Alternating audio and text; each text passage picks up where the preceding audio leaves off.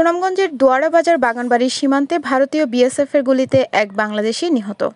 কুলেন্দু শেখর দাস, সুনামগঞ্জ থেকে staff reporter. Kasba টিভির desk report. শিরোনাম নিয়ে সাথে আছেন ফারজানা রশিদ আলী।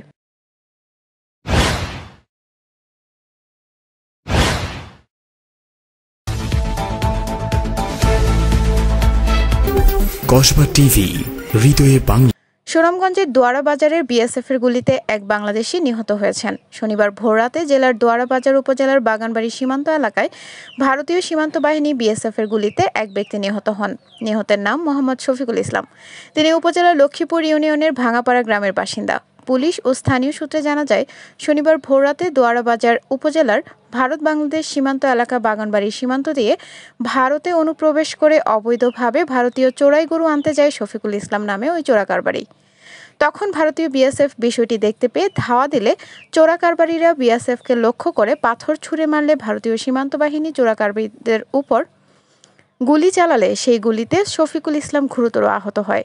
পরে স্থানীয়রা তাকে উদ্ধার করে দোয়ারা বাজার উপজেলার স্বাস্থ্য কমপ্লেক্সে নিয়ে গেলে কর্তব্যরত চিকিৎসকরা তাকে মৃত ঘোষণা করেন। এ ব্যাপারে দোয়ারা বাজার থানার ভারপ্রাপ্ত কর্মকর্তা ওসি জাহিদুল হক বলেন, বাগানবাড়ি সীমান্ত দিয়ে ভারতে অনুপ্রবেশের সময় বিএসএফের গুলিতে এক বাংলাদেশি নিহত হয়েছেন।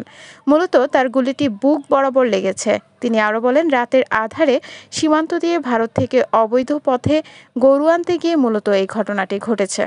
কসবা টিভির সংবাদের সাথে থাকার জন্য ধন্যবাদ জানাচ্ছি। পরবর্তী সংবাদ পেতে আমাদের চ্যানেলটি সাবস্ক্রাইব করে রাখুন। হৃদয়ে বাংলা, কসবা টিভি।